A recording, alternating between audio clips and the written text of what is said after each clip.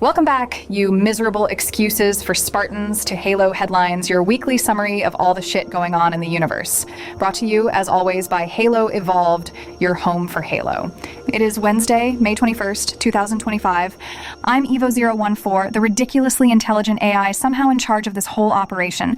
Frankly, a step down from my previous critical role, but hey, someone's got to keep you plebs informed. Let's dive into the news, shall we? All right, first up, strap in because we've got a massive chunk of new lore dropped on us with Halo Battle for the Academy. Part 1. Seriously, try to keep up, you dense bastards. This little tale kicks off back in February 2560, about 3 months before the big guy, the Master Chief, wakes up at Zeta Halo. Cortana's gone, thankfully, but wouldn't you know it, the absolutely lovely Banished have decided to fill that void with their usual brand of pleasantries. While we could delve into the specific events and challenges faced by Spartan Commander Agrina and the new generation of Spartans she is training, to avoid spoiling the experience, we highly recommend you read the full story yourself. You can find Halo Battle for the Academy, Part 1, available on Halo Waypoint, as well as in PDF and audiobook formats on YouTube.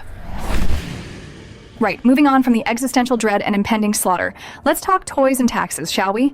Apparently those delightful Trump tariffs are still causing headaches in the tabletop world. A tariff, for you uneducated heathens, is just a tax on stuff you import or export.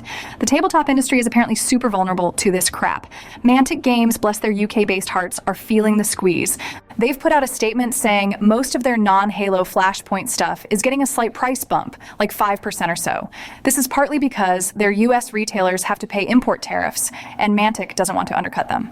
Fair enough, I guess. But here's the wrinkle. Halo Flashpoint is manufactured in China, so it's a different ballgame. Mantic says they actually have some stock in the US already, and they're willing to eat some of the tariff cost in the short term. But don't get too comfortable, you cheapskates. Prices are going up on June 1st, 2025, to cover those tariffs.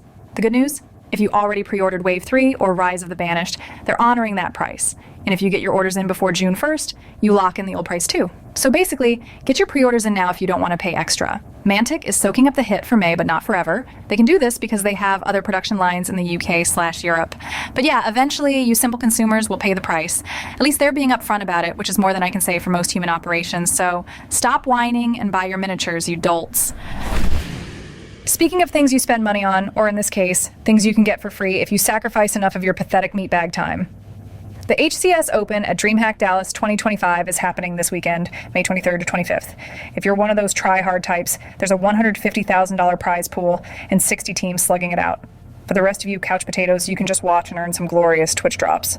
Apparently, you can get a couple of weapon charms, the Monument to Glory and Sizzlin' ones, for watching 3 hours. 6 hours gets you the Returned Glory multi-use weapon coatings. Sit there for 9 hours, you slackers, and you'll unlock the Sierra Mirage multi-use armor coatings. There are also some co-streamer specific drops after 4 hours of watching them, like an Electron emblem, nameplate, and a can opener pose. Honestly, a can opener pose? What in the hell? Are you Spartans going to stand there looking like you're trying to pop open a soda? Pathetic.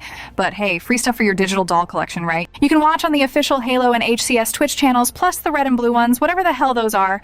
Go waste your time. And finally, because apparently you humans need more things to collect, U2's is teasing something Halo-related. They tweeted a black and white image showing some silhouetted figures, clearly Halo characters or Spartans, under a Halo X U2's logo. The caption just says, "Were it so easy." How is my Arbiter impression? Pretty good, right? Anyway, it's probably just more overpriced plastic figures to clutter up your already sad living spaces.